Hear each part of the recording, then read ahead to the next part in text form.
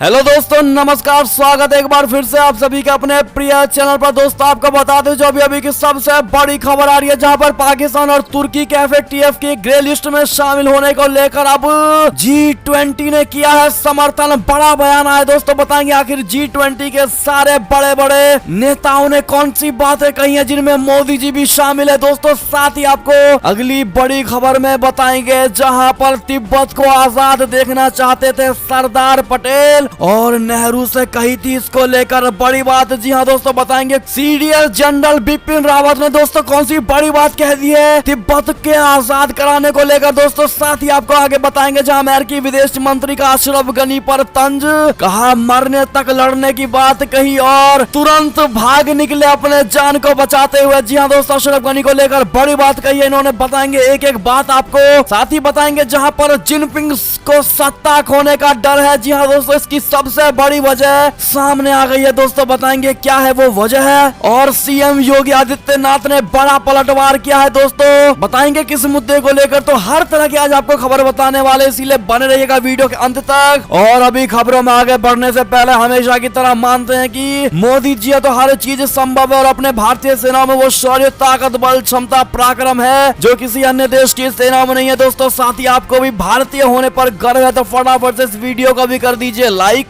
Channel को कर दीजिए सब्सक्राइब, बेल आइकन दबाइए, साथ ही कमेंट बॉक्स में लिख दीजिएगा जय हिंद। जी हाँ दोस्तों, तो बढ़ते हैं पहली और अभी की सबसे बड़ी खबर की तरफ, जहां पर आतंकी फंडिंग रोकने को FATF का G20 ने किया समर्थन। पाकिस्तान और तुर्की पर लिया गया है एक्शन। जी हाँ दोस्तों, प्रधानमंत्री नरेंद्र मोदी जी सहित G20 नेताओं ने वित्तीय कार्यवाही कार्यबल के लिए अपने पूर्ण समर्थन की पुष्टि की। उन्होंने माना है कि मनी लॉन्ड्रिंग, आतंकवादी फंडिंग और प्रसार से निपटने के लिए किए गए उपायों का प्रभावी कार्यान्वयन वित्तीय बाजारों में विश्वास पैदा करने, एक स्थायी रिकवरी सुनिश्चित करने और अंतर्राष्ट्रीय वित्तीय प्रणाली की अखंडता की रक्षा करने के लिए आवश्यक है। जी हाँ दोस्तों, आपको बता दें कि पाकिस्तान की तमाम कोशिशों के बावजूद वो FATF की ग्रे सूची से बाहर निकल नहीं पा रहा। इस मामले में एक बार फिर से वैश्विक संस्था से झटका लगा है। FATF यानी फाइनेंशियल एक्शन टास्क फोर्स ने पाकिस्तान को अपनी ग्रे सूची में बरकरार रखा है। इतना नहीं, इस बार उसके दोस्त तुर्की को भी झटका लगा है दोस्तों। ऐसे में G20 के सभी नेताओं ने इस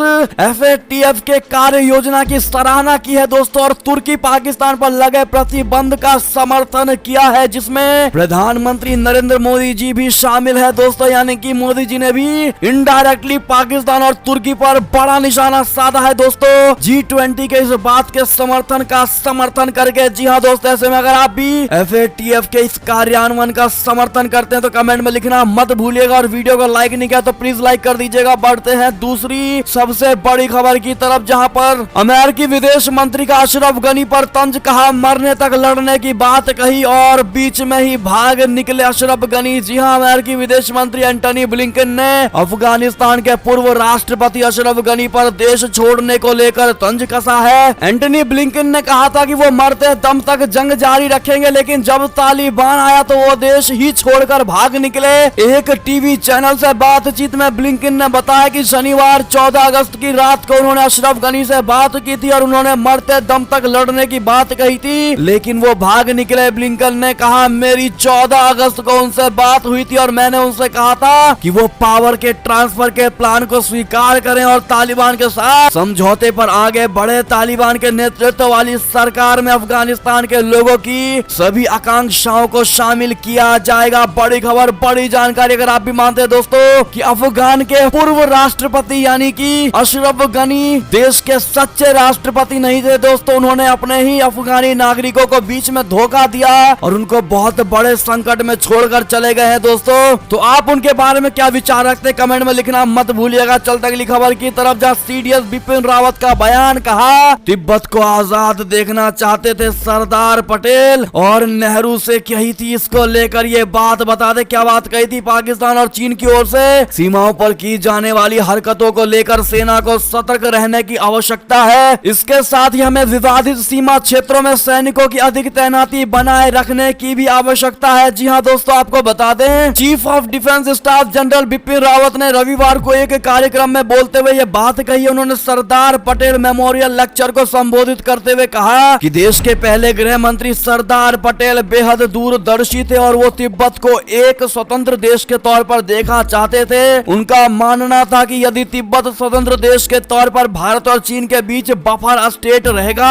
तो हमारे लिए खतरे कम होंगे। जी हाँ दोस्तों, उन्होंने कहा कि सरदार पटेल ने देश के पहले पीएम पंडित जवाहरलाल नेहरू से बातचीत में यह बात कही थी। दोस्तों, देश के सेनाध्यक्ष रह चुके बिपिन रावत ने कहा कि इतिहास ये बताता है कि देश में जब भी सैन्य बलों को नजरअंदाज किया गया है तो फिर दूसरे देशों ने उसका फायदा अवश्य ही उठाया है। जी हाँ दोस्तों, क्या कहना चाहते हैं आप लोग? सीडीएस बिपिन रावत जी की इस बात का समर्थन करते हैं या नहीं, बताइएगा जरूर। बात करें अगली खबर की, जहां ईरान से तनाव के बीच अमेरिकी वायुसेना ने पश्चिमी एशिया में प्रमुख समुद्री चौकियों पर B-1B बॉम्बर उड़ाया है। जी हाँ दोस्तों, परमाणु समझौते के पटरी से उतरने के बाद ईरान से बढ़ते तनाव के बीच रविवार को अमेरिका की वायुसेना ने कहा कि उसने पश्चिम एशिया में प्रमुख समुद्री चौकियों पर B-1B बॉम्बर उड़ाया। इस गश्त में इजराइल, बहरीन, मिस्र और सऊदी अरब के फाइटर जेट भी शामिल थे। जी हाँ दोस्तों, अमेरिकी वायुसेना के बताया कि B-1B लॉन्चर बॉम्बर ने शनिवार को पारस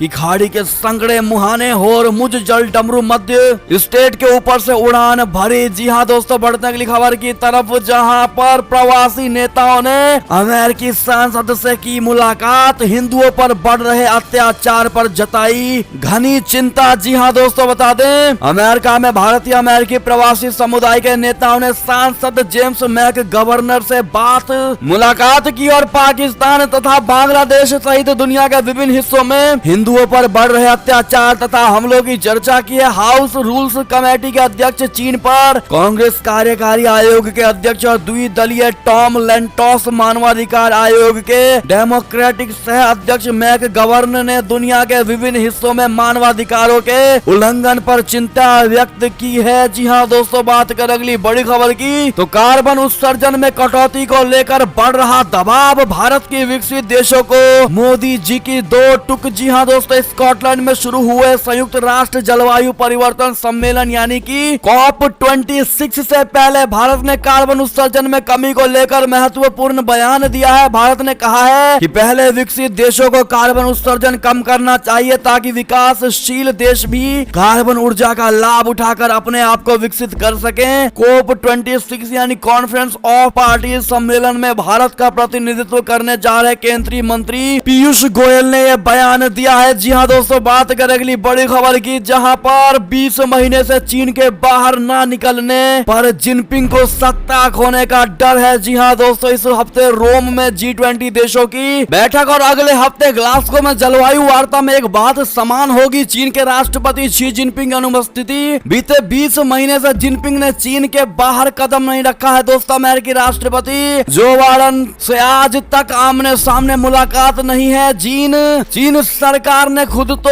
नहीं कहा, लेकिन कुछ जानकार इसकी वजह कोरोना महामारी बता रहे हैं। लेकिन खबर ये भी है कि जिनपिंग देश की सत्ता पर नियंत्रण बचाने में जुटे हुए हैं। अगले साल चीन की कम्युनिस्ट पार्टी की 20वीं राष्ट्रीय पार्टी कांग्रेस है। यहाँ जिनपिंग 5 और साल के लिए खुद को चीन का लीडर बरकरार रख सकते हैं। इसके लिए वो अभी से अंदरूनी राजनीति साध रहे हैं। दोस्तों, बढ़ते अगली खबर की तरफ, जहां पर जिन्ना विवाद को लेकर सीएम योगी का पलटवार, पटेल से तुलना शर्मनाक, अखिलेश यादव को मांगनी चाहिए माफी। जी हाँ दोस्तों, उत्तर प्रदेश के मुख्यमंत्री योगी आदित्यनाथ ने सपा मुखिया अखिलेश यादव पर निशाना साधते हुए कहा है कि सरदार वल्लभ भाई पटेल से जिन्ना की तुलना करना तालिबानी मानसिकता है। सपा की विभाजनकारी मानसिकता को जनता स्वीकार नहीं करेगी। अखिलेश यादव को देश की जनता से माफी मांगनी चाहिए। प्रदेश सरकार माफिया की संपत्ति पर बुलडोजर चलाती है तो नेताओं को बुरा लगता है। योजनाओं का लाभ सभी को, लेकिन कानून से खिलवाड़ करने की छूट किसी को नहीं है। सीएम योगी ने सोमवार को मुरादाबाद में आयोजित लोकार्पण और लाभार्थियों को चाबी वितरण समारोह को संबोधित कर रहे थे। सीएम योगी आदित्यनाथ ने सरदार पटेल से जिन्ना की तुलना करने पर अखिलेश यादव को आड़े हाथों लिया। कहा कि सपा के राष्ट्रीय अध्यक्ष का बयान सुना, वो राष्ट्र को जोड़ने वाले सरदार पटेल से जिन्ना की तुलना कर रहे थे, उनका बयान बेहद शर्मनाक है। जी हाँ दोस्तों, योगी जी के बात का आप समर्थन करते हैं नहीं? कमेंट में हाँ या ना का जवाब जरूर दीजिएगा। और क्या आप पलटवार करना चाहेंगे अखिलेश यादव के बयान पर? हाँ या ना में ये भी बताइएगा जरूर दोस्तों। और ऐसे में अंतिम खबर की बात करें तो अयोध्या द्वीप महोत्सव दीपोत्सव से जुड़ी खबर, जहां पर 14,000 वॉलंटियर जलाएंगे 9.5 लाख दिए, वर्ल्ड रिकॉर्ड बनाने की बड़ी तैयारी। जी हाँ दोस्तों, उत्तर प्रदेश के मुख्यमंत्री